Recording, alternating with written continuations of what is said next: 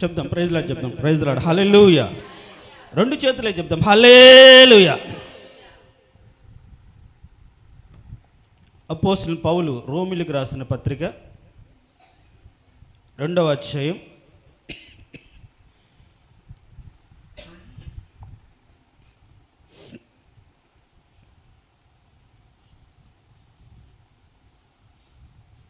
6-7 వచనాలు చదువుదాం.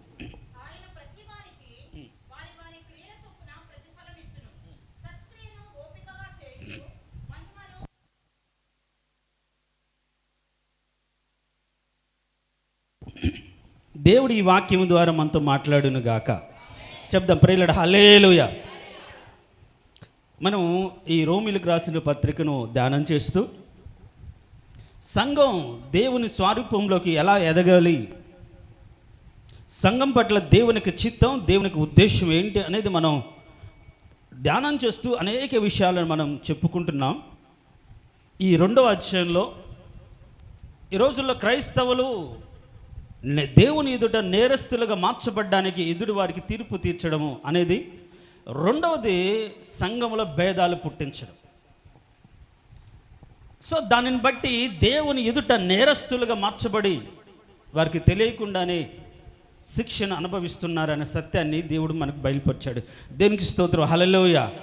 కాబట్టి ఎవరు కూడా ఒకరిని తక్కువ అంచనా వేసి తీర్పు తీర్చకుండా మన నోటితో జాగ్రత్తగా ఉందుము గాక.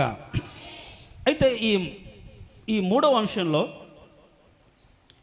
మనం చదివిన ఈ మాటలో ప్రతివానికి వాని క్రియల చొప్పున ప్రతిఫలం ఇస్తాడు. అయితే సత్క్రియను ఓపిగా చేయొచ్చు. ఏమి వెతకాలి? మహిమను, ఘనతను, అక్షయతను వెదుకువానికి నిత్య జీవిస్తాడు. మనము మంచిగా బ్రతుకుతే మనల్ని మంచి వాళ్ళు అంటారు, ఆ ఫలం ఇక్కడే పొందుతాం. కానీ నిత్య జీవం పొందాలి అని అనుకుంటే వారు ఏమి వెతకాలని రాయబడిందంటే మహిమను వెతకాలి. దేనికి స్తోత్రం, హల్లెలూయా. చెప్దాం, హల్లెలూయా. ఏమి వెతకాలి? మహిమను వెతకాలి, ఘనతను వెతకాలి, అక్షయతను వెతకాలి. లోకములో క్షేమైపోయిన వాటిని వెతకూడదు. దేవుని నామ ఘనతను ఈ లోకంలో కనబర్చినట్లుగా బ్రతకాలి. దేవుని మహిమ అనేకులకు కనబడినట్లుగా, చూచినట్లుగా బ్రతకాలి. దేవునికి స్తోత్రం, హల్లెలూయా. నిత్య జీవం పొందాలి అంటే మహిమను, ఘనతను, అక్షయతను వెతకాలి. ఇప్పుడు మన భక్తి ఈ లోకములో మన క్రియలను బట్టి ఫలం పొందడానికా, నిత్య జీవాన్ని పొందడానికా? నిజమేనా? చెప్దాం, ప్రైజ్ లార్డ్, హల్లెలూయా. చెప్దాం, హల్లెలూయా. ఈ లోకంలో సుఖంగా బతికితే చాలు, ఎలాగైనా సరే ఒక స్థితిలో ఉంటే చాలు. అది దౌర్భాగ్యమైన భక్తి. మళ్ళీ చెప్తాను, ఈ లోకము మట్టుకే నువ్వు భక్తి చేస్తే, యేసు ప్రభువుని నమ్ముకుంటే ఆయన దీవిస్తాడు, ఆశీర్వదిస్తాడు, శ్రమలో విడిపిస్తాడు, తోడుగా ఉంటాడు, ఏ ఇబ్బంది లేదు, క్షేమంగా ఈ లోకం బతుకొచ్చేమో అని అనుకుంటే అది దౌర్భాగ్యపు భక్తి. నేనుగా చెప్పింది, వాక్యమే చెప్తుంది. కాబట్టి అలాంటి దౌర్భాగ్యపు భక్తి చేయకుండా, ఉన్నా లేకపోయినా, ఏమున్నా ఏమి లేకపోయినా ఆయన అక్షయతను, ఆయన మహిమను, ఆయన ఘనతను ఎత్తికే వారిగా ఉండాలి. దేవునికి స్తోత్రం, హల్లెలూయా. చెప్దాం, ప్రైజ్ లార్డ్, హల్లెలూయా. మరి ఆయన మహిమను ఎతికే విషయంలో ఏ విధంగా దేవుడు మన ద్వారా మహిమపరచబడతాడు అనే ఒక విషయాన్ని మీకు చెప్పాలని ఆశపడుతున్నారు. దేవునికి స్తోత్రం, హల్లెలూయా. మన ద్వారా దేవుడు మహిమపరచబడాలి. అలా మన ద్వారా దేవునికి మహిమను మనం తీసుకురాగలిగిన వారికి దేవుడు ఏమిస్తాడంటే నిత్య జీవాన్ని ఇస్తాడు అని ఈ వాక్యంలో ఉన్న మాటకు అర్థం. దేవుని మహిమను వెతకగలిగి, దేవుని యొక్క మహిమను చూపగలిగి, ఆ మహిమను అనేకులు కనుగొనే విధంగా మనం బ్రతకగలిగితే అలాంటి వారికి ఏమిస్తాడంటే నిత్య జీవం ఇస్తాడు. దేనికి స్తోత్రం, హల్లెలూయా. ఒకవేళ మీలో ఎవరైనా సరే ఈ లోకంలో ఏమున్నా లేకపోయినా పర్లేదు, తిండి ఉన్నా, తిప్పలున్నా, ఉద్యోగం ఉన్నా లేకపోయినా, వస్త్రహీనత అయినా, మనం పాడుకున్నట్టుగా ఏమి లేకపోయినా, ఎవడు వీడి దౌర్భాగ్యుడికి ఇది ఏమీ లేదు అని ఎవరేమనుకున్నా సరే ఆయన నీతిని, ఆయన రాజ్యాన్ని వెతికి ఆయన మహిమను మనం కనపరచగలిగి బ్రతకగలిగితే అలాంటి వారికి దేవుడు ఏమి ఇస్తాడంటే నిత్య జీవాన్ని ఇస్తాడు. దేవునికి స్తోత్రం. హల్లెలూయా చెప్తాం. ప్రైలాడ్ హల్లెలూయా. అయితే మన ద్వారా దేవుడు మహిమపరచబడాలి. ఏంటంటే మన ద్వారా దేవుడు మహిమపరచబడాలి.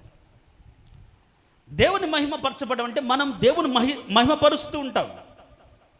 అంటే ఆయన గుణగణాలను, ఆయన శక్తి సామర్థ్యాలను, ఆయన మన పట్ల చేసిన వాటిని మనం అంటే గుర్తు చేసుకొని దేవుణ్ణి ఘనపరుస్తాం. మహిమపరచడం అంటే ఆయన స్థితిని ఎరిగి ఉన్నతంగా ఆరాధించడం, ఉన్నతంగా దేవుణ్ణి కొనియాడడం, అనేకులు గుర్తించడం.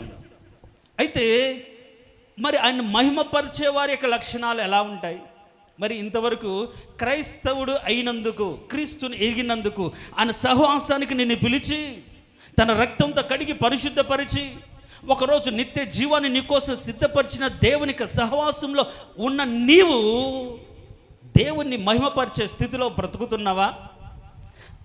అలాంటి దేవునికి నీ ద్వారా ఏ విధంగా మహిమ వస్తుందో పరిశీలించుకోవాల్సిన ఆవశ్యకత మన జీవితంలో ఎంతైనా ఉంది. దేవునికి స్తోత్రం. హల్లెలూయా. కాబట్టి దేవుణ్ణి ఏ విధంగా ఒక వ్యక్తి మహిమపరుస్తాడు, ఏ విధంగా దేవుని నామానికి మహిమ కలుగుతుంది అనే ఈ మాటను బట్టి మనం ధ్యానం చేద్దాం. ఒకటి, మన నోటి ద్వారా దేవుని మహిమపరచవచ్చు. దేవునికి స్తోత్రం. హల్లెలూయా. ఏంటంట? మన నోటి ద్వారా, అంటే మన నోట స్తుతి ఉండిన దాన్ని బట్టి దేవుని మహిమపరచవచ్చు. దేవునికి స్తోత్రం. Praise Lord. హల్లెలూయా. చాలా ఈజీ, ఖర్చు లేని పని కదా. దేవుని ప్రభు, నీ గొప్ప దేవుడు ప్రభా, నీ మహోన్నతమైన దేవుడు అయ్యా, సర్వాధికారివి, గొప్ప దేవుడు. అబ్బా, అసలు ఎన్నెన్ని పదాలు, గొప్ప గొప్ప పదాలు ఎన్నెన్ని పలుకుతూ ఉంటారో. దేవుణ్ణి స్తుతించడం, నువ్వు ఏ విధంగా స్తుతించినా సరే ఆయన ఆనందపడతాడు. ఆయన లక్షణాలు అవి కదా. అందుకని మొదట ఒక వ్యక్తి దేవుని ఏ విధంగా మహింపరుస్తారంటే వారి నోట స్తుతి ఉండిన దాన్ని బట్టి. మనం కానీ వాక్యాన్ని మనం చదువుదాం. చూడండి, కీర్తన గ్రంథం 50వ అధ్యాయం. ఈరోజు కాస్త రెఫరెన్స్లు కొన్ని ఎక్కువ ఉన్నాయి, మిగతా వాళ్ళు రాసుకోండి. ఒకరిద్దరు మాత్రం చదివి నాకు సహాయం చేయండి. 50వ అధ్యాయం 23వ వచనం. స్తుతియాగము అర్పించువాడు ఆయనను మహిమపరచుచున్నాడు. దేవునికి స్తోత్రం. హల్లెలూయా. చాలా ఈజియెస్ట్ మెథడ్ దేవుని మహిమపరచడం. దేవునికి ఏం చేయాలి? స్తుతి యాగం. యాగము అంటే అది ఎప్పుడు చేస్తారు? ఇండియన్ ట్రెడిషన్లో, ఇండియా సంస్కృతిలో యాగం ఒక భాగం. మన సహోదరులు చేస్తూనే ఉంటారు. వర్షాలు రాలేదనుకోండి ఒక యాగం, ఎక్కువైతే ఒక యాగం, పెళ్ళిళ్ళు కాకపోతే ఒక యాగం, ఇట్లా సంతానం కోసం ఒక యాగం, ఇట్లా రకరకాల యాగం అనానుకూల పరిస్థితులు చేస్తుంటారు. ఇప్పుడు స్తుతి యాగం అంటే నీకు బాగా ఉన్నప్పుడు చేయడమా, బాగా లేనప్పుడు చేయడమా? అర్థమైందన్నమాట. నేను లోక సంబంధ యాగాల గురించి ఇప్పుడు అది ఎందుకు చేస్తారు, దానివల్ల వాళ్ళే ఏం లాభాలు, ఇవన్నీ చెప్పట్ల, వాక్యానుసారంగా చెప్తాను. Praise Lord. హల్లెలూయా. చెప్దాం. యాగము అంటే కుదిరినప్పుడు కాదు, ఉన్నప్పుడు కాదు, లేని పరిస్థితుల్లో అది కావాలి, అది జరగాలని ఆశపడి చేసేదాన్ని యాగం అంటారు. మరి స్తుతి యాగము అర్పించడము. ఇప్పుడు స్తుతి నీకు కుదిరినప్పుడు బాగా సౌకర్యంగా ఉంది కాబట్టి ఫ్యాన్ కింద హాయిగా కూర్చొని, మహోన్నతుడా నీకు స్తోత్రం, నీ సహవాసానికి నన్ను పిలిచావు, నీకు వందనాలు అని దేవుని స్తుతించడం కాదు. నీ కష్టంలో, నీ బాధలో, నీ దుఃఖంలో దేవుణ్ణి స్తుతించగలిగిన స్థితి నీ బ్రతుకులో ఉంటే ఆ బ్రతుకును బట్టి దేవుడు మహిమపరచబడతాడు. దేవునికి స్తోత్రం. హల్లెలూయా. చెప్తాం. ప్రేరణ. హల్లెలూయా. ఒకటి, మన నోట స్తుతి ఉండాలి. స్తుతి యాగం అర్పించువాడు ఆయన మహిమపరచుచున్నాడు.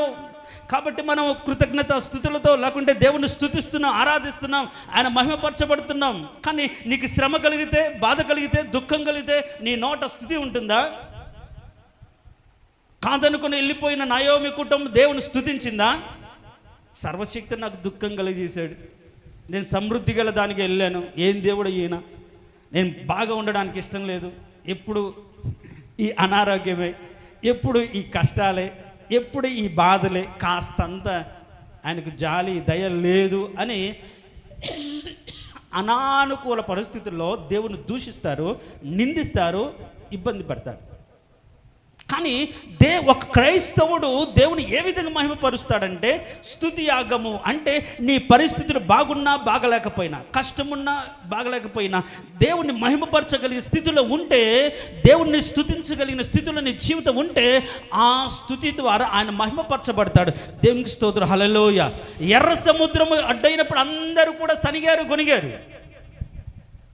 కానీ యేసు ప్రభు వారికి ఒక గొప్ప అద్భుత కార్యం చేసి వాళ్ళని అందరు కూడా నాశనం చేసిన తర్వాత అప్పుడు మిరియాము తంబుర సితార చేత పట్టుకొని నాట్యమాడుతూ దేవుని సన్నిధిలో ఎంత గంతులేసి ఆయనకు స్తుతి గానము చేయటం మంచిదని ఆరాధించింది. మరి ముందు ఎందుకు ఆరాధించలేదు? ముందు ఎందుకు దేవుని కనపరచదు? అయ్యా, ఐగుప్తులో మహోన్నతమైన అద్భుత కార్యాలు చేసిన దేవుడవు, సముద్రం ఎంతటిదే మేము నమ్ముతున్నామని ఆలోచన వాళ్ళకు లేదు. ఎప్పుడైతే కార్యము జరిగిందో, విడుదల పొందారో, మేలు పొందారో, ఆ స్థితి నుంచి స్వస్థత లేకుండా నెమ్మది పొందారో, అప్పుడు వాళ్ళ హృదయంలో దేవునికి వచ్చిన కృతజ్ఞత హృదయాంతరంగాలు ఉండి అప్పుడు వాళ్ళు గానం చేస్తున్నారు. కానీ మీరు చూడండి, అపోస్తుల కార్యములు 16వ అధ్యాయం 25వ వచనం.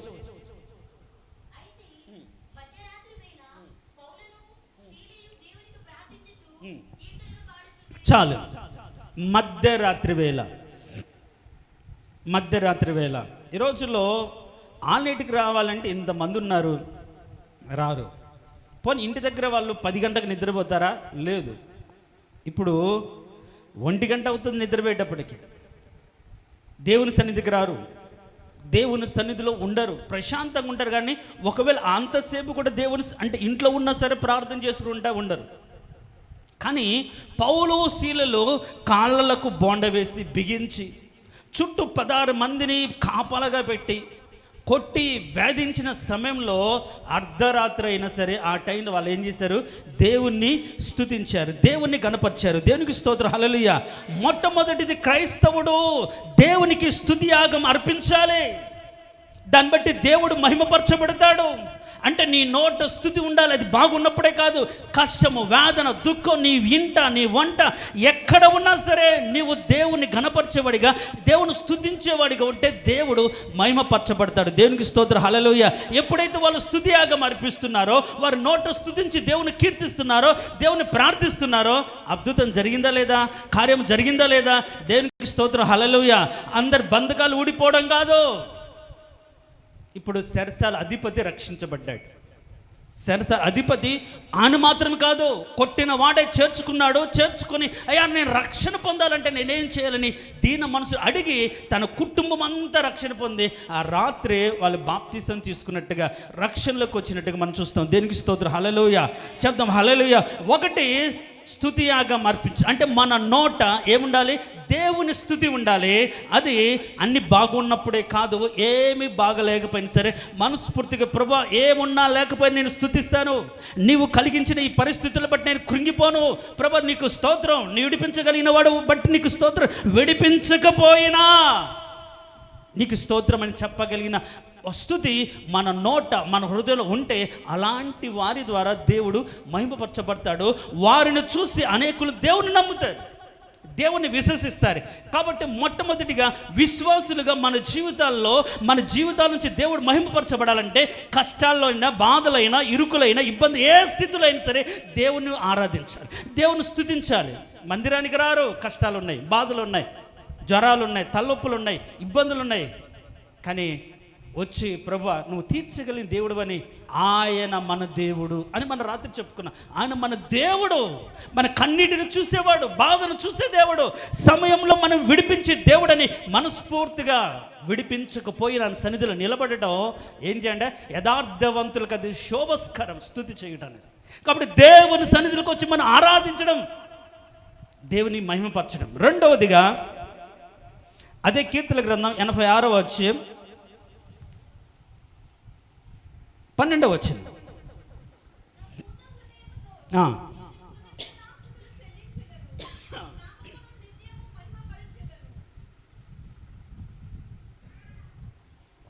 చాలు. రెండవది ఒకటి, మనం నోటిలో స్థుతిని బట్టి దేవుడు మహిమపరచబడతాడు. రెండు, హృదయంలో కృతజ్ఞత. ఏంటి చెప్పండి? హృదయంలో కృతజ్ఞత. నోటిలో స్థుతి ఉండాలి, హృదయాంతరంగాల్లో కృతజ్ఞత ఉండాలి. ఈ రోజుల్లో ఏమో కష్టాలు ఉన్నంతసేపేమో దేవుని కాళ్ళ వేళ పెట్టుకొని వాళ్ళని వీళ్ళని పెట్టుకొని, అయ్యా మా గురించి ప్రార్థన చేయ, మా కుటుంబం ఇలా అప్పుల్లో ఉంది, ఇబ్బందిలో ఉంది, వాళ్ళు మారలేదు, వీళ్ళు మారలేదు అంటారు. ఒకవేళ దేవుడు కార్యం జరిగిస్తే వస్తారా? రారు. కాబట్టి కృతజ్ఞత అనేది మనం అర్పిస్తే దేవుని మహిమపరిచిన వారంగా మార్చబడతాం. దేవునికి స్తోత్రం, హల్లెలూయా. ఈ కృతజ్ఞత ఎక్కడ ఉండాలి? హృదయంలో ఉండాలి. ఇప్పుడు మీరు ఒక మాట చదువుదాం చూడండి. లూకా సువార్త 17వ అధ్యాయం, లూకా సువార్త 17వ అధ్యాయం 16వ వచనం. లూకా సువార్త 17, గొప్ప శబ్దముతో దేవుని మహిమపరుచుచు తిరిగి వచ్చి. చాలు. ఇప్పుడు ఈ 10 మంది కుష్ఠరోగులలో ఒకడు బాగయ్యాడు. ఇప్పుడు ఒక్కడైనా బాగైంది? 10 మంది బాగయ్యారా? కానీ ఎవరు వచ్చారు? ఒకడే వచ్చాడు. దేవుణ్ణి, అంటే దేవుడు చేసిన మేలను మర్చిపోకుండా సాక్షాత్కరంగా దేవుని సన్నిధికి రావడం, దేవుని మహిమపరచడం. దేవుడు చేసిన మేలను బట్టి గొప్ప గొప్ప ఏం పెట్టుకుంటారు? కూడికలు పెట్టుకొని భోజనాలు పెడతారు. అందరిని పిలుచుకొని, మా వాడికి ఉద్యోగం వచ్చింది, మా వాడిని దేవుడు ఈ విధంగా దీవించాడు, ఇలా చేశాడు, ఇలా చేశాడు అని అందరికీ కనపరుచుకోవడానికి ఈరోజు కూడికలు పెట్టుకుంటారు. కానీ ఆ కుటుంబం మందిరానికి ఆ రోజు తప్ప తర్వాతకి మందిరానికి రాదు. అదేం కృతజ్ఞత? అంటే దేవుడు నీకు చేసిన మేలను బట్టి అందరికి తెలియజేయడానికి కూడికనా? లేకుంటే అయ్యా ఇదిగో నా దీన స్థితిని మార్చడానికి మేలు చేసావయ్యా, ఇలాంటి మేలు చేసిన నీకు నేను ఎలా రుణపడి ఉంటాను మర్చిపోక దేవుని సన్నిధికి రావడం కృతజ్ఞతనా? ఈరోజు ఎంతమంది లేరు అలా? వాళ్ళు కష్టపడిన దాన్ని బట్టి, లేకుండా వాళ్ళు ప్రయాసపడిన దాన్ని బట్టి, దేవుడు ఒక స్థితిని ఇచ్చిన దాన్ని బట్టి వాళ్ళు ఒకవేళ సంఘాన్ని, సంఘ సహవాసాన్ని నాతో కూడా చేరి సంతోషించండి, నేను పోగొట్టుకున్న దాన్ని నేను పొందుకున్నాను, దేవుడు నాకు ఇచ్చాడని అందరితో సంతోషించడం మేలే. కానీ నీ కుటుంబం మందిరానికి రాకపోతే అదట్లా కృతజ్ఞత అవుతుంది, అదట్లా దేవునికి మహిమ అవుతుంది. సాక్ష్యం అయితే దేవుడు ఎంతో దీనకరమైన స్థితిలో నా కుటుంబాన్ని హెచ్చించి బాగు చేసి బలపరిచి ఈ స్థితి ఇచ్చాడు అని ఆ రోజు చెప్తాం.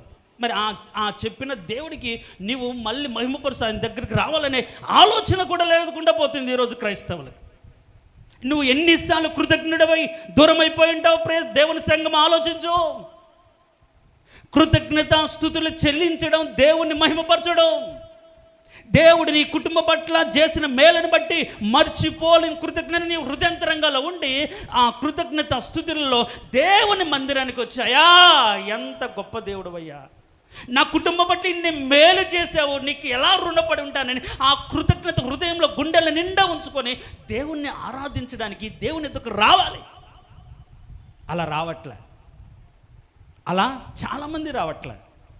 ఒకటి, మన నోట స్తుతి ఉండాలి. అది ఏ పరిస్థితుల్లోనైనా సరే, భయంకరమైన పరిస్థితుల్లో అయినా సరే. యెహోషాపాతు యుద్ధం వస్తున్నప్పుడు ఏం చేశాడు? స్తుతించడానికి లేవులను ఏర్పరిచి దేవుని స్తుతించడం ప్రారంభించగానే దేవుడు మాటుగాండ్రను పెట్టి, ఏ స్థితిలో అయినా సరే స్తుతి మన జీవితాల్లో కార్యం చేస్తుంది.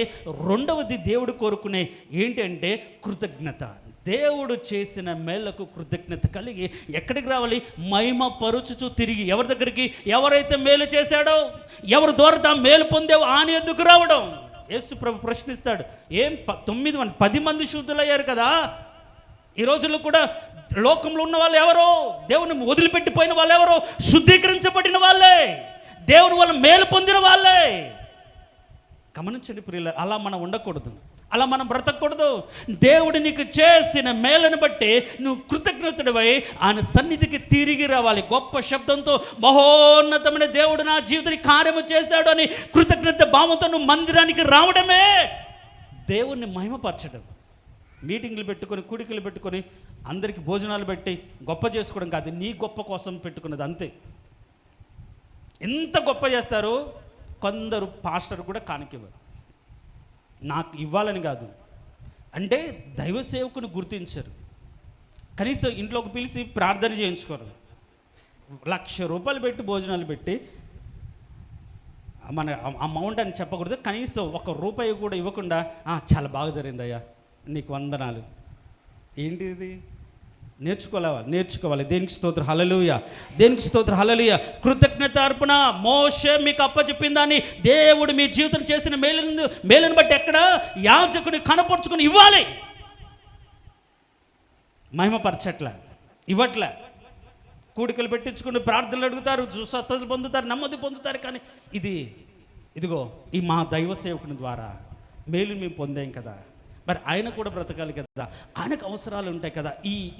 ఈ రూపాయ ఇది దేవుడు నా మహిమార్థానికి ఇద్దామని ఆలోచన కృతజ్ఞత కలిగిన వారి జీవితంలో కలుగుతుంది. దేవునికి స్తోత్రం, హల్లెలూయా. చెప్దాం హల్లెలూయా. తిరిగి వచ్చి మందిరానికి తిరిగి వచ్చి దేవుని మహిమపరచాలి. ఒకటి, మన నోట ఏముండాలి? ఎల్లప్పుడూ దేవుని కూర్చుని స్తుతి ఉండాలి. రెండు, మన హృదయంలో దేవుడు చేసిన ఏ మేళ్ళని బట్టి అయినా సరే కృతజ్ఞత ఉండాలి. మూడు, చూడండి, అదే లూకాసు వార్త 13వ అధ్యాయం 13వ వచనం. ఇంకా ఎలా దేవుడు మహిమపరచబడతాడు?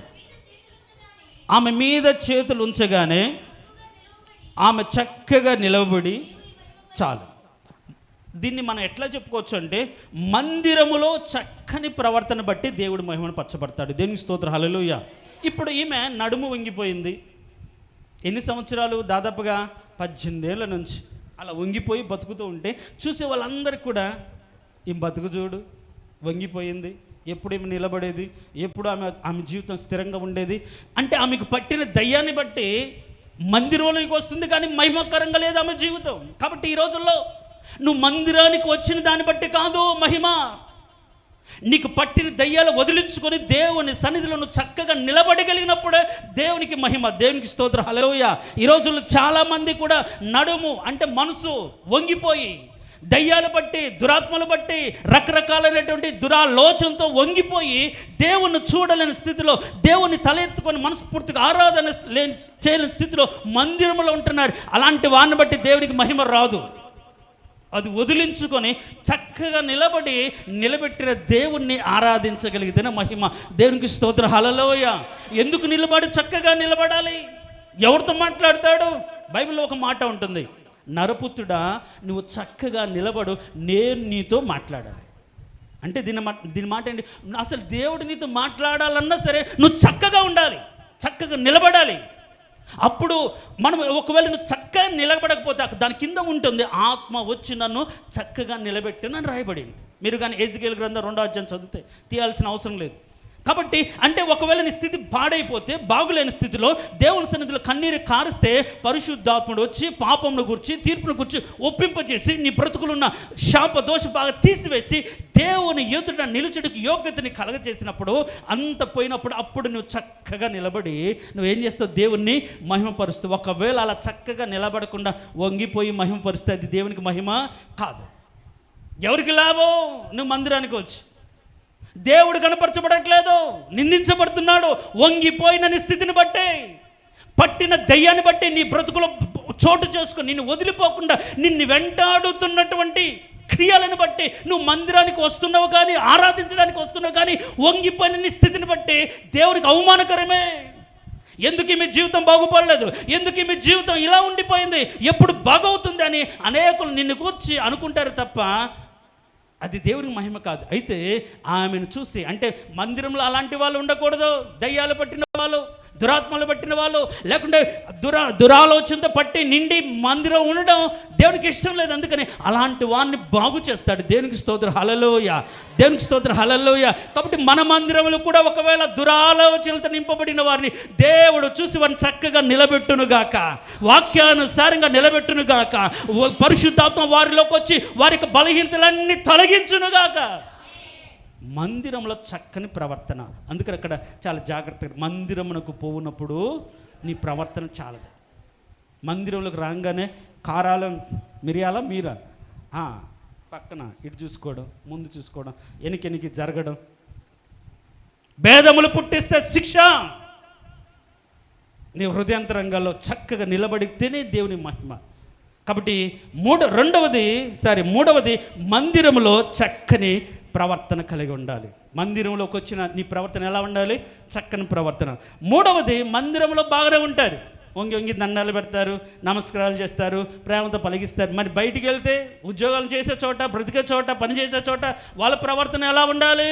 చూడండి ఒక మాట, కొరింథీయులకు రాసే 2వ పత్రిక 9వ అధ్యాయం 13వ వచనం.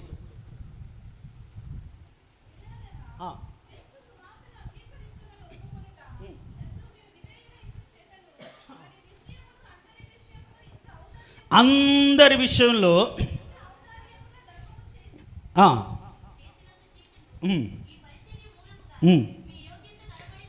మీ యోగ్యత కనబడినందున చాలు, దేవుడు మహిమపరచబడుతున్నాడు. దేవునికి స్తోత్రం, హల్లెలూయా.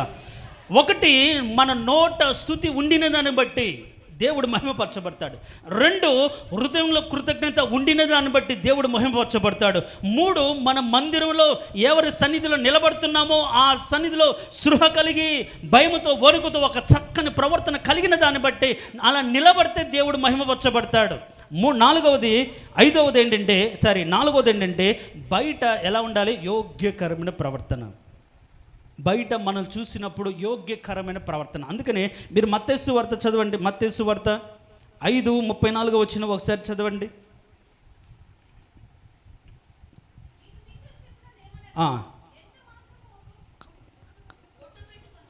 కాదు అది కాదమ్మా, మనుషులు మీ సత్క్రియలను చూసి 3:16 5:16 5:16 మనుషులు మీ సత్క్రియలను చూసి చాలు, పరలోకమందున్న మీ తండ్రిని మహిమపరచాలి.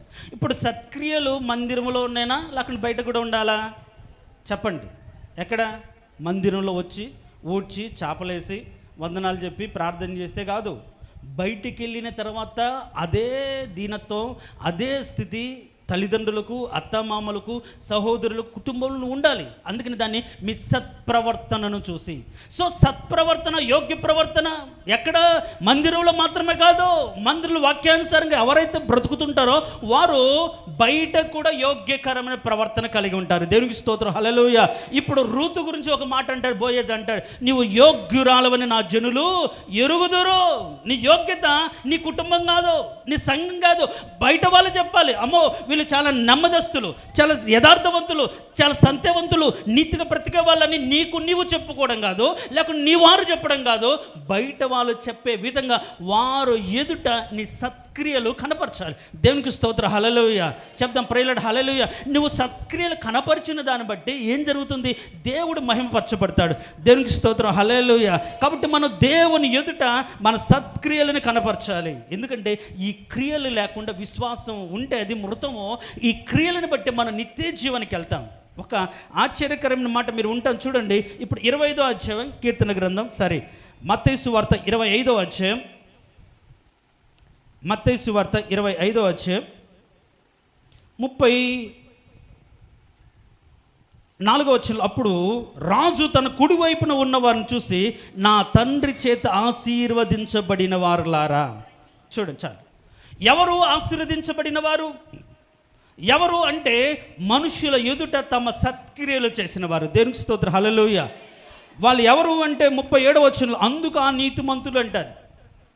ఏం చేశారు వీళ్ళు అంటే, ఇప్పుడు ఆయన అంటాడు, దేవుడు అంటాడు, యేసుప్రభు అంటాడు, నేను ఆకలిగా ఉన్నాను, ఆకలి పెట్టారు, దాహం వేస్తే దాహం ఇచ్చారు, నేను వస్త్రహీనుడిగా ఉన్నాను, నాకు బట్టలు ఇచ్చారంటే వీళ్ళంటారు, మేమెప్పుడు చేసాం ప్రభువా అంటే, నాకు చేయడం కాదు. ఆయన అంటాడు, ఏమంటాడంటే, ఒక మాట చదువుతాం చూడండి, 40వ వచనం, మిక్కిలి అల్పులైన ఈ సహోదరులు ఒక్కనికి మీరు చేసి తిరే గనుక నాకు చేసి తిరే. దేవునికి స్తోత్రం, హల్లెలూయా. సత్క్రియలు మన ఎదుటి వారి పట్ల చేయాలి. అంటే సంఘం వెలుపల చేయాలి. నీ ప్రవర్తన, సత్ప్రవర్తన ఎదుటి వారి పట్ల ఉండాలి. కోపము, ద్వేషం, అసూయ ఉండకుండా నీతియుక్తమైన ప్రవర్తనని కనపరచాలి. వాళ్ళు చూస్తే, అందుకనే పరపక్షమందున్నవాడు మిమ్మల్ని గురించి చెడ్డ మాట కూడా ఏది పలకకుండా మీ యోగ్య ప్రవర్తన కనపరచాలని బైబిల్లో ఉంది. వాడు ఎలాంటి వాడైనా సరే నీ పక్షం, నీ విషయంలో తప్పు ఉండకూడదు. ఒకవేళ ఏదైనా అనాల్సి వస్తే ఆలోచించాలి, నిజమా అలా చేసి ఉంటాడా, అలా నేను నమ్మని అన్నట్టుగా వాళ్ళు ఆలోచించాలి. కానీ నిజమే వాళ్ళు ఏం మారలేదు, వాళ్ళ భక్తి అంతే, వాళ్ళ బతుకు అంతే, ఎప్పటి నుంచో చూడట్లా పైన భక్తి అంటే వాళ్ళు ఈజీగా అనిపోతుంది. సో ఇప్పుడు దేవుడు ఎట్లా మహిమపరచబడతాడు అంటే మన సత్క్రియలను చూసి, లేకపోతే మన యోగ్య ప్రవర్తనను చూసి. కాబట్టి ప్రభువు మెచ్చుకున్నవాడు యోగ్యుడు. ఎవరిని మెచ్చుకున్నాడు? ఆకలిగా ఉన్నారు, బాధలో ఉన్నారు, ఇబ్బందులు ఉన్నారు, వెళ్ళి పరామర్శించి ఎవరు వీళ్ళు మిక్కి అలుపులను ఒక్కడికి చేస్తే నేను ఎందుకు వెళ్తాను, నాకు ఒక పడదు, చావని నాకేమి, నాతో మాట్లాడితే కదా నేను వెళ్ళేది, ఎన్ని కాదు. వాళ్ళు బాధలో ఉన్నారు, దుఃఖంలో ఉన్నారు, కన్నీటిలో ఉన్నారు. నీవు ఒక మంచి స్థితిలో ఉన్నావు, చేయగలిగిన స్థాయిలో ఉన్నావు, నీకు చేతనైన సహాయం నువ్వు చేయాలి. అలా పొందదగిన వాడికి నువ్వు చేయకపోతే అది పాపం అని కూడా రాయబడింది.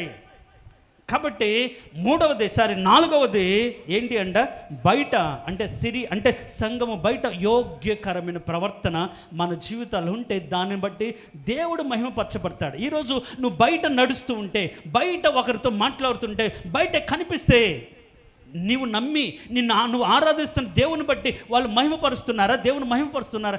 ఈమె మందిరానికి పోతుంది, వీడా మందిరానికి వెళ్తాడు, ఏమీ మార్పు లేదు, ఈవిడ ఇంకా మార్చుకోలేదు అని అనుకున్న స్థితిలో ఉంటే దేవునికి అది అవమానకరం కదా. నీ ప్రవర్తన దేవునికి ఏమవ్వాలి? మహిమను తీసుకొచ్చేదిగా ఉండాలి. కాబట్టి ఈరోజు క్రైస్తవులుగా పిలువబడుతున్న మన జీవితాల్లో, క్రీస్తుని నమ్మి పరిశుద్ధ పొందిన మన జీవితాల్లో సంఘం వెలుపల నీ ప్రవర్తన ఎలా ఉంది? ఇక్కడ ఉన్నంతసేపేనా? బయటికి వెళ్ళిన తర్వాత నీ ఉద్యోగం చేసే చోట, నువ్వు పని చేసే చోట, నువ్వు బ్రతుకుతున్న చోట, సంఘానికి వెలుపల వారం రోజులు నువ్వు బతుకుతావు కదా, వివిధ పనుల్లో బతుకుతావు కదా, వాటిల్లో నీ ప్రవర్తన ఎలా ఉంది? ఎవరైనా నీ గురించి మంచి సాక్ష్యం చెప్పగలుగుతారా? మంచి మాట చెప్పగలుగుతారా? మంచిగా నిన్ను అనుకోగలుగుతారా? వీళ్ళు దేవుని నమ్ముకున్న దాన్ని బట్టే కదా ఇంత నీతిగా బతుకుతున్నారు అని చెప్పగలిగిన యోగ్య ప్రవర్తన బట్టి ఏం చేస్తారు? దేవుడు మహిమపరచబడతాడు. దేవునికి స్తోత్రం, హల్లెలూయా. తర్వాత 5వది చూడండి, కొరింథీయులకు రాసిన మొదటి పత్రికని 6వ అధ్యాయం 20వ వచనం.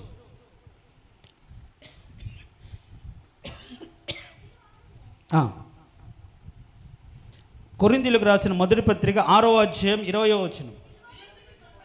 మీరు విలువ పెట్టి కొనబడిన వారు గనుక మీ దేహముతో దేవుని మహిమపరచుడి. దేవునికి స్తోత్రం, హల్లెలూయా. 5వదిగా మనం దేవుని ఎలా మహిమపరచబడతాం అంటే మన దేహముతో.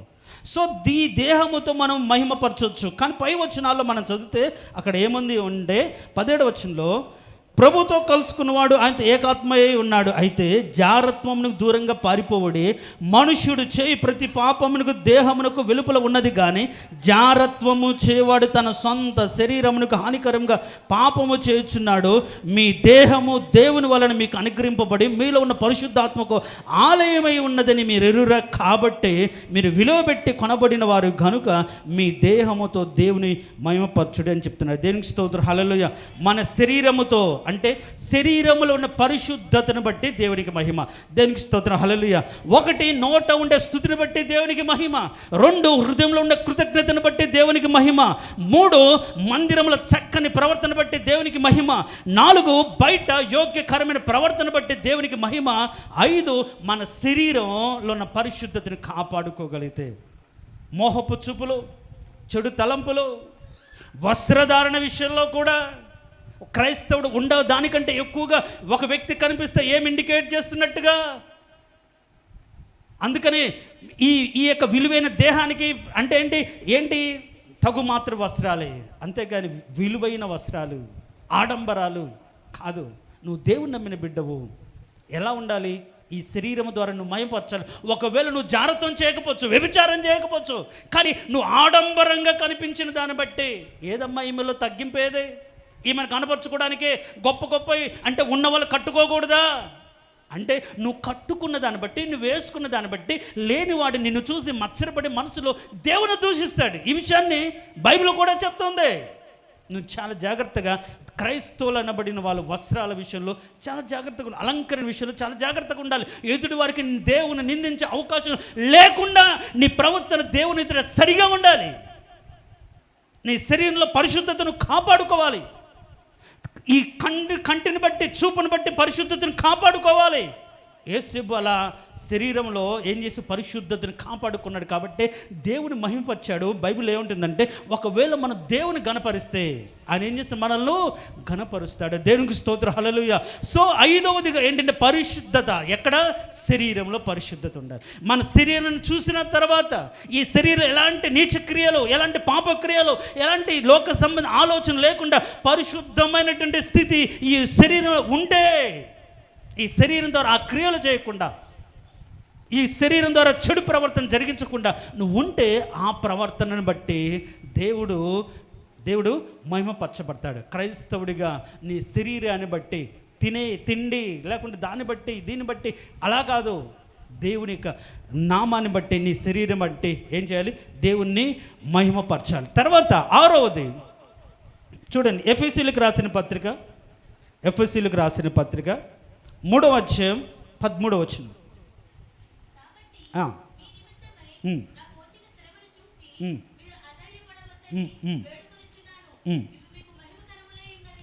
చాలు. ఏవి? శ్రమలు మీకు మహిమకరములై ఉన్నాయి. దేవునికి స్తోత్రం, హల్లెలూయా. చెప్దాం ప్రైజ్ లార్డ్, హల్లెలూయా. 2 చేతులు ఎత్తి చెప్దాం ప్రైజ్ లార్డ్, హల్లెలూయా. శ్రమ దేవునికి మహిమకరము, మనకు వేదనకరము, మనకు దుఃఖకరము, మనకు చాలా బాధ, వేదన. అంటే క్రైస్తవుడు అయినందుకు మీరు శ్రమ పడిన ఎడల సిగ్గుపడొద్దు. క్రీస్తునందు సద్భక్తితో బ్రతుకును ఉద్దేశించి వాళ్ళు హింస పొందుతారు, లోకంలో మీకు శ్రమ కలుగును అనే మాటలు ఎవరి గురించి? క్రైస్తవుల గురించే కదా. క్రీస్తు నమ్మి యథార్థంగా బ్రతుకుతున్న వారి గురించే కదా. సత్యాన్ని బట్టి నీతికి బ్రతకాలని ఆశపడుతున్న వాళ్ళ జీవితాలు కదా. ఎందుకు శత్రువులు అంటే మనం ఉత్తమమైన దాన్ని అనుసరిస్తున్నందుకు అనేకులు శత్రువు అవుతారు. వాళ్ళు నడచలేరు, నడవలేరు. కాబట్టి ఎదుటి వారి మీద బురద జల్లే ప్రయత్నాలు లోకంలో ఎక్కువ జరుగుతూ ఉంటాయి. కాబట్టి దాన్ని బట్టి కృంగిపోవాల్సిన అవసరం లేదు, బాధపడాల్సిన అవసరం లేదు. శ్రమ నీ జీవితంలో ఉంటే దాన్ని బాధపడాల్సిన అవసరం లేదు. నీకు కలిగిన శ్రమను బట్టి ఏంటి? మహానందముగా ఎంచుకోండి అంటాడు. ఈ రోజుల శ్రమను, దుఃఖాన్ని, కష్టాన్ని, నష్టాన్ని మహానందంగా ఎంచుకోగలిగిన భక్తి, ఆ స్థాయి పెరిగిన భక్తి ఎవరికి ఉంది? ఏం దేవుడు అమ్మ, ఏం దేవుడు, ఎప్పుడు ఇదే బాధ, ఎన్ని సంవత్సరాలు, ఎన్ని రోజులు, ఎవరు భరిస్తారు? నువ్వు సహించగలిగితే, నువ్వు భరించగలిగితే అది దేవునికి మహిమ. దేవునికి స్తోత్రం, హల్లెలూయా. సో శ్రమ వలన దేవుని మహిమ కలుగుతుంది. ఇప్పుడు ఈ శ్రమలో మనకున్న పర్సెప్షన్ లేకుండా మనకున్న ఆలోచన విధానం ఏంటి అంటే, చాలామంది శ్రమలో విడిపించబడాలని కోరుకుంటారు. ఇప్పుడు బైబిల్లో శ్రమ కలిగిన వాళ్ళందరూ విడిపించబడ్డారా? శ్రమలో ఉన్న వాళ్ళందరూ తప్పించబడ్డారా? ఇప్పుడు షడ్రక్ మెషక్ అబెద్నెగోలకు విషయానికి వస్తే దేవుడు అగ్నిగుండములోనికి వెళ్ళి ఆ వారి మధ్యలో నిలిచి వారిని తీసుకొచ్చి దేవుడు మహిమపరచబడ్డాడు. కాబట్టి మన జీవితంలో కూడా ఏం కోరుకుంటామంటే, శ్రమ కలిగినప్పుడు, బాధ కలిగినప్పుడు, ఇరుకు కలిగినప్పుడు ప్రభా నన్ను అలా విడిపించండి, నాకు మీరు అలా తోడుగా ఉండండి అని మనం దేవుని చిత్తాన్ని, దేవుని ఉద్దేశాన్ని, మనకు కలిగిన శ్రమ ఎందుకు వచ్చిందో అర్థం చేసుకోకుండా మనం ఏం చేస్తాం? దేవుని విషయంలో ప్రార్థన చేస్తాం, ప్రాధేయపడతాం, అడుగుతాం. అందుకే నేను ఎన్నోసార్లు చెప్తాను, దేవుని చిత్త ప్రకారం బాధపడువారు నమ్మకమైన తమ సృష్టికర్తకు ఏం చేయాలి? తమ ఆత్మను అప్పచెప్పుకోవాలి. ప్రభువా నా జీవితం ఈ శ్రమ కలిగి ఎందుకు, నేను ఏం చేయాలి, ఎలా బ్రతకాలి, ఈ శ్రమను తట్టుకోగల శక్తినివ్వండి, ఈ శ్రమలను పడిపోకుండా నాకు ధైర్యాన్ని ఇవ్వండి, అవమానమైన నిందలైనా సరే నీ కోసం నిలవగలిగిన శక్తి నాకు ఇవ్వండి అని శ్రమలను ప్రార్థన చేసి నిన్ను నువ్వు దేవునికి సమర్పించుకోగలిగితే, ఒక ఆలోచన చెప్పి దేవుడు నిన్ను స్థిరపరిచి వాక్యం ద్వారా బలపరిచి ఆ శ్రమను తట్టుకోగలిగిన సహాయాన్ని దేవుడు నీకు అనుగ్రహిస్తాడు. దేవునికి స్తోత్రం, హల్లెలూయా. మనం అలానే చేస్తుంటాం. అంటే షడ్రక్ మెషక్ అబెద్నెగోలు అగ్నిగుండం నుంచి విడిపించబడ్డాడు. 4వ వాడి వారి మధ్యలో ఉన్నాడు. ప్రభా తప్పించు. మరి స్టెఫన్ ఎందుకు దేవుడు తప్పించలేదు? స్టెఫన్ రాళ్ళతో కొట్టబడ్డాడు కదా. స్టెఫన్ రాళ్ళతో కొట్టబడ్డాడా లేదా? చంపబడ్డాడు కదా. మనుషులందరూ రాళ్లతో కొడుతుంటే ఏ వ్యక్తి కూడా రాలేదు కదా. అభిషేకించి ఏర్పరిచి ఇదిగో ఈ సంఘంలో మన వ్యక్తి ఇతను కూడా వాక్యం చెప్పడానికి, పరిచర్య చేయడానికి నమ్మదగిన వాడిని ఏర్పరచుకున్నటువంటి సంఘము కూడా ఆయనతో కూడా లేదు కదా, రాలేదు కదా. రాళ్లతో కొడుతున్నప్పుడు మరి ఇదేం ఏ రకమైన శ్రమ అంటే, శ్రమ పడుతున్న వారి జీవితాల్లో ఒకటి విడుదల పొంది మహిమపరిచే స్థితి ఉంటుంది. అందుకని నీవు నాకు మొరపెట్టము, నీ శ్రమలు నన్ను గురించి మొరపెట్టము, నేను నీకు విడిపిస్తాను, నీవు నన్ను మహిమపరచదని వాక్యంలో ఉంది. విడిపించబడి మహిమ, విడిపించబడి మహిమ, కానీ విడుదల పొందకుండా భరిస్తూ సహించి కూడా మహిమ. దేవునికి స్తోత్రం, హల్లెలూయా. దేవునికి స్తోత్రం, హల్లెలూయా. ఇప్పుడు యోబు జీవితంలో శ్రమలు వచ్చాయి, ఆయన సహించాడు, కొంతకాలం సహించాడు. మన జీవితంలో కూడా చనిపోయే చివరి క్షణం వరకు ఏ శ్రమ ఉండదు.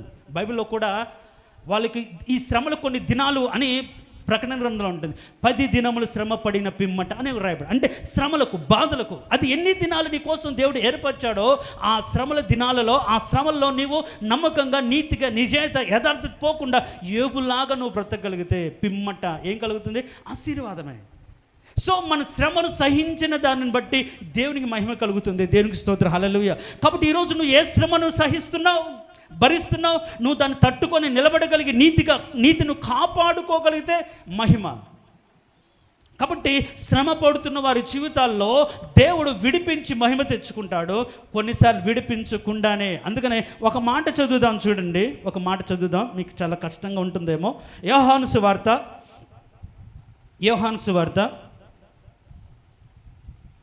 11వ అధ్యాయం 4వ వచనం.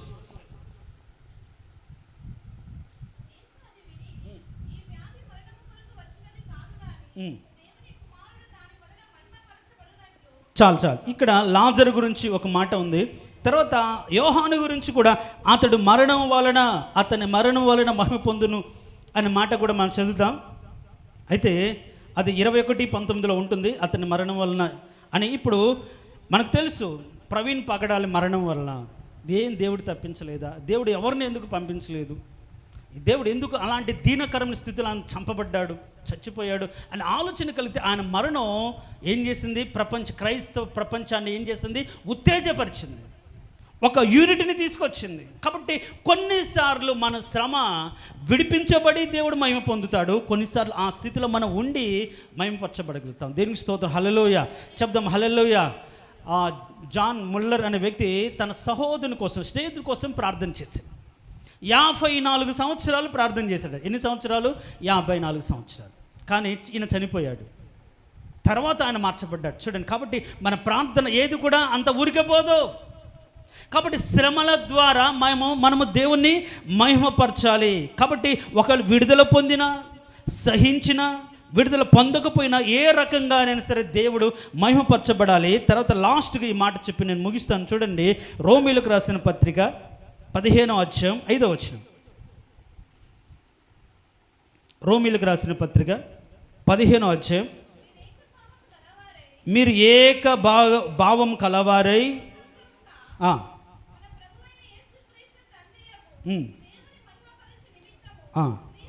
చాలు. ఇప్పుడు ఇక్కడ 5వ వచనంలో ఏమంటే, మీరు ఏక భావం గలవారై ఏకగ్రీవ మన ప్రభు అయిన తండ్రి దేవుని మహిమపరచు నిమిత్తం అంటుంది. అంటే మనలో సంఘములో ఏకత్వాన్ని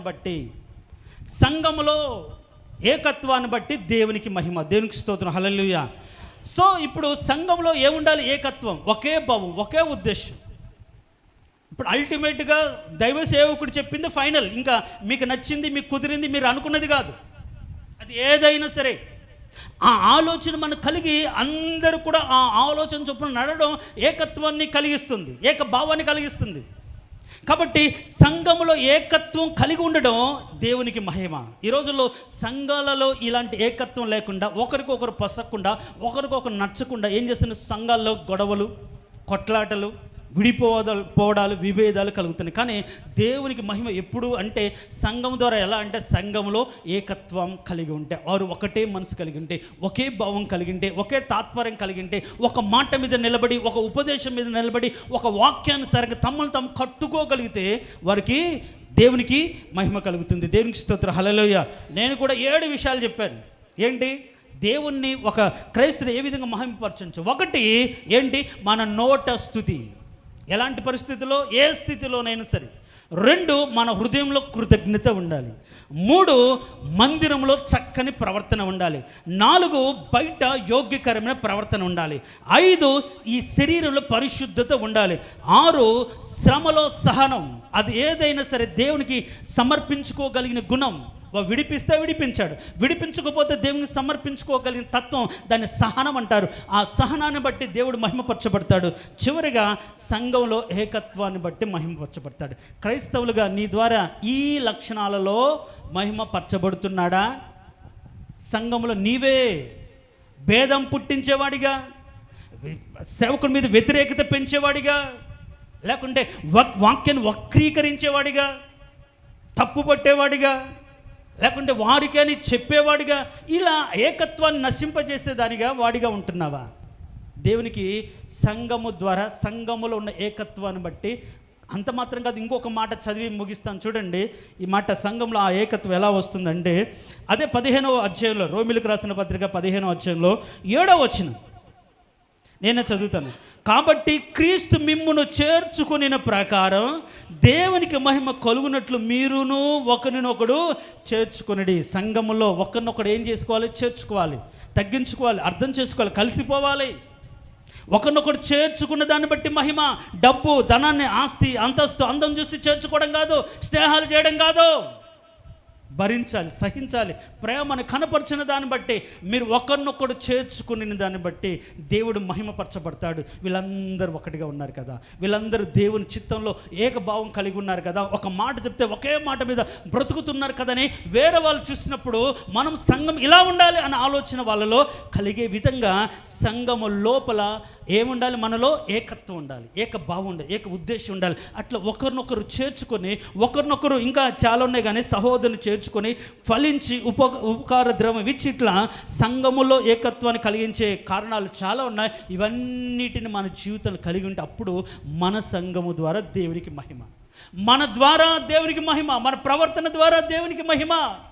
దేవుడు మన జీవితాల్లో చేసిన దాన్ని బట్టి దేవునికి మహిమపరచాలి. ఇట్లా ప్రతి దానిలో కూడా దేవుని మహిమపరచడమే క్రైస్తవుడి యొక్క జీవితం, క్రైస్తవ యొక్క జీవితం. అలా కాకుండా ఆయన మహిమను దొంగిలించి మనమే మహిమపరచుకోవడం, గొప్ప చేసుకోవడం ఏం చేస్తాడంటే దేవుడు వారి లాంటి జీవితాలను తొలగించి వేస్తాడు. కాబట్టి అలా కాకుండా ఏం చేయాలంటే, ప్రభువా నేను నీ రక్తంతో నన్ను కడిగి నీ పరిశుద్ధమైన సహవాసంలోకి నన్ను నడిపించిన నేను నిన్ను మహిమపరచగల స్థితిలో నా బ్రతుకు ఉండాలి. నా నోట నీ స్థుతి ఉండాలి, నా హృదయంలో కృతజ్ఞత ఉండాలి, సంఘంలో ఒక చక్కని ప్రవర్తన ఉండాలి, బయట యోగ్యకరమైన ప్రవర్తన ఉండాలి, నా శరీరంలో పరిశుద్ధత ఉండాలి, సంఘంలో ఐక్యత ఉండాలి.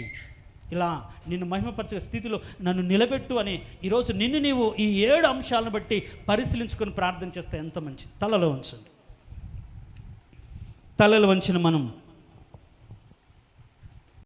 మహిమను వెతుకు వారికి దేవుడు నిత్య జీవాన్ని ఇస్తాడు. ఈరోజు నువ్వు మహిమను వెతుకుతున్నావా? దేవుని ఘనతను వెతకాలి, దేవునికి అక్షేతను వెతకాలి, దేవుని మహిమను వెతకాలి. అంటే నీ ఘనతను వెతుకుతున్నావా? నిన్ను నువ్వు మహిమపరుచుకుంటున్నావా? నువ్వు ఎంతటి దానవో, ఎంతటి వాడవో, నువ్వు ఎలాంటి వాడవో, ఏం చేయగలవో అని అనేకులు ఎదుట డంబాలు పలుకుతున్నావా? డప్పాలు చెప్పుకుంటున్నావా? నీ మాటల ద్వారా, నీ క్రియల ద్వారా, నీ ప్రవర్తన ద్వారా, నీ ఆలోచన ద్వారా దేవునికి మహిమ కలుగుతుందా? దేవుని మహిమపరచకపోతే నీ ప్రవర్తన, ఆయన గణపరచకపోతే దేవుడు నిన్ను గణపరచడు. నీ బ్రతుకులో నష్టం, కష్టం తెచ్చుకుంటా. కాబట్టి ప్రభువా, నా నోట ఏ స్థితిలోనైనా స్థితి ఉండాలి ప్రభువా, నా హృదయంలో ఏ స్థితిలోనైనా కృతజ్ఞత కలిగి ఉండాలి నాయన. నా మందిరంలో నిలబడగలిగి ఆరాధించగలిగే స్థితిలో, నీ ఆత్మచేత వాక్యముతో నింపబడిన స్థితిలో చక్కటి ప్రవర్తన బ్రతుకులు ఉండాలి నాయన. బయట యోగ్యకరమైన ప్రవర్తన నా జీవితంలో ఉండాలి ప్రభా. నేను అనుభవిస్తున్న శ్రమలలో సహనము కలిగి భరించడానికి శక్తి నాకు కావాలి. అలా సహించడం ద్వారా యోబు ఏ విధంగా సహించి నీకు మహిమను తెచ్చాడో, షడ్రకు మెషకు అబెద్నెగోలు ఏ విధంగా తెగించి నీకు మహిమను తెచ్చారో, స్టెఫెను ఏ విధంగా మరణించి నీకు మహిమను తెచ్చాడో, నా జీవితంలో మీరు ఎలాంటి శ్రమను అనుమతించినా వాటి ద్వారా మీరు మహిమ పొందుకోగలిగిన స్థితి నాకు అనుగ్రహించండి ప్రభా. సంఘములో నా ద్వారా మహిమ రావాలి నాయన, నా క్రియల ద్వారా మహిమ రావాలి, అంతేగాని భేదాలు పుట్టించే స్థితి నాకు వద్దు ప్రభా అని ఈ విధంగా ఒక క్రైస్తవుడిగా దేవుని మహిమపరచుకునే విధానాన్ని అలవాటు చేసుకోగలిగితే మంచిది. ప్రార్థన చేసుకో. మహోన్నతుడా, సర్వాధికారి, జీవం కలిగిన దేవ, క్రైస్తవుడి నిన్ను మహిమపరిచేవాడు, నీకు మహిమను తెచ్చేవాడు, ఆ మహిమలో ఆ మహిమను అనేకులు గుర్తించేవారుగా బ్రతికేవారు క్రైస్తవులు నాయన.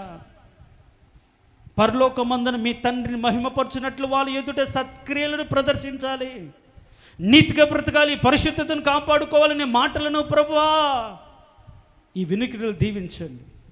వారి హృదయాల్లో బలంగా నాటండి నాయనా. నీకు స్తోత్రం. నా జీవితం ద్వారా దేవుడు మహిమపరచబడుతున్నాడా? నా జీవితం ద్వారా దేవుడు దూషించబడుతున్నాడా? అవమానించబడుతున్నాడా? ఇంతకాలం చేసిన ఈ భక్తి ఆయన నామానికి మహిమకరంగా ఉందా, ఘనతకరంగా ఉందా అని పరిశీలించుకొని తండ్రి, ఒకవేళ లేకపోతే ఇప్పటికైనా సరిదిద్దుకొని పరిశీలించుకొని, నోట స్తుతి ఉంచుకొని, హృదయంలో కృతజ్ఞత ఉంచుకొని, శరీరంలో పరిశుద్ధత ఉంచుకొని, మందిరంలో చక్కని ప్రవర్తన ఉంచుకొని, బయట యోగ్యకరమైన ప్రవర్తనను నిన్ను కనపరిచేవారిగా ఉంటూ శ్రమను సహించి ప్రభువా నీ మందిరంలో ఐక్యతను, ఏకత్వాన్ని కాపాడుకునే ఉన్నతమైన క్రైస్తవుడి యొక్క స్థితి ప్రతి ఒక్కరికి దయచి అలా నిన్ను మహిమపరిచే సంఘంగా మా సంఘమును దీవించమని, ఇక్కడ ఉన్న ప్రతి ఒక్కరి ద్వారా మీరు మహిమ పొందమని ఈ ఉదయకాల దేవుని నింపి బలపరచను యేసు ప్రభు నామమున అడిగి వేడుకొని పొంది ఉన్నాము తండ్రి. ఆమేన్, ఆమేన్. తలలు వంచండి, ఆ విధంగానే తలలు వంచండి.